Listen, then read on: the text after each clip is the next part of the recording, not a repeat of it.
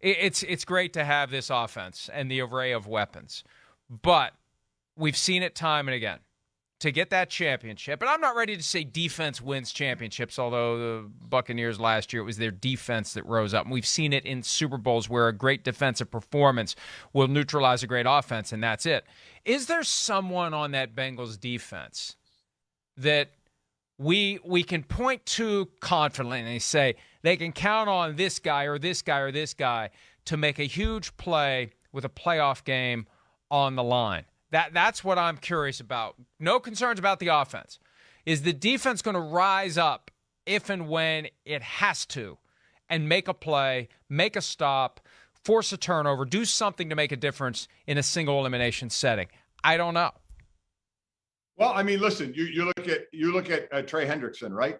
You know, he's the guy what has 14 sacks. So, you know, when I was in Philly, we had a number of guys. You had Reggie White, you had Clyde Simmons, you had Jerome Brown, where you could say, we need a big play, someone to get to the quarterback. And you had those guys. Well, you have him, you know, so you do look to your big time players making big time plays. They have over 40 sacks. He obviously has the most on the team. So they can get to the quarterback. So that is something that is a positive for them. And you also have to understand now, they played a Kansas City team that can score points.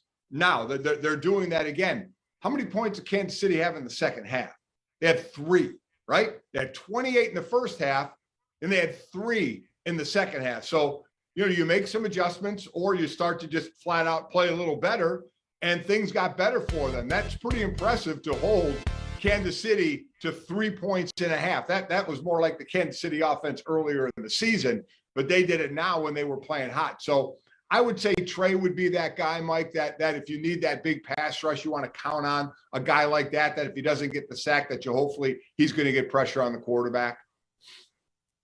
Well, then the challenge for the opposing offense is going to be come up with ways to double him, keep him from wrecking the game, and take your chances with the other guys out there. But Hendrickson has been good. One of the rare free agent acquisitions where we see the immediate payoff. There was some risk there because he had the career year with the Saints last year. They paid him the big money, and they've gotten the reward. You mentioned earlier the penalties that were called against the Chiefs. Let's have a listen to Andy Reid, the Kansas City head coach, regarding his thoughts on the penalties, or more accurately, the thoughts that he ultimately decided to keep to himself. There were way too many penalties, 9 penalties, including a touchdown on a kickoff return, 4th down play, where our defense did a nice job of stopping them on the 1-foot line. You know, I'd like to comment on each one, but I don't want to be fined. So. Hey, I don't blame him. You don't want to cut into that cheeseburger budget. I mean, he's got the money to pay the fines, but if it comes straight out of the cheeseburger pot, forget about it. I'll bite my tongue. I'll let others complain about it. There's plenty of other people who can point out that there were issues with the referee. But what a shock. There were issues with officiating rear their ugly head again. It's to the point where we're just kind of used to it. We just accept it, and you just wait to see what team it happens to. Well, I think that the biggest issue, and this would be as a coach and as from a player side, is be consistent. All right. And if you're inconsistent, and like Andy said, you're tough to get rhythm going, but if you're inconsistent, that's what gets you. If something wasn't called early on and is called a little later, or vice versa, that's the thing. Tell me the way you're going to ref this game, or show me the way you're going to ref this game. And I may not like it, but I know I'm going to play within those boundaries then. If you're calling a tight game, then I got to make sure I don't have my hands on as much. If you're calling a lot of holding penalties as an offensive lineman, I know I got to get my hands off a little more. If that's the way they're going to call it, you have to adjust.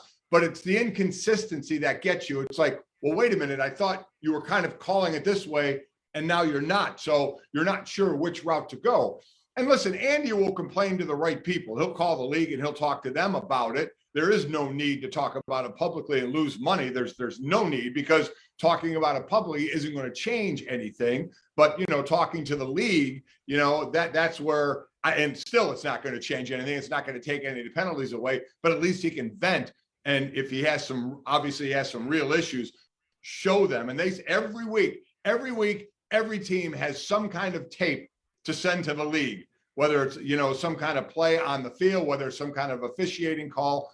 Every week there's tape sent to the league to look at to say, hey, we had a problem with this. So Andy and the Chiefs will be able to have their say to the league about what they thought was some not very good officiating.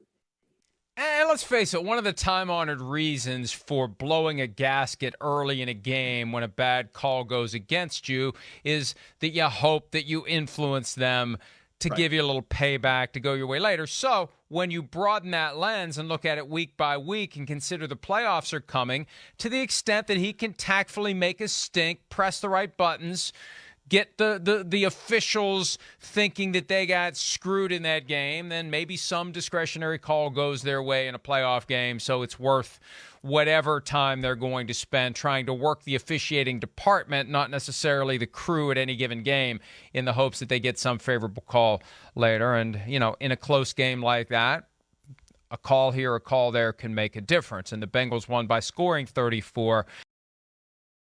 Hi, I'm Mike Tirico, and thanks for watching. Make sure to hit subscribe for the latest news and highlights from NBC Sports.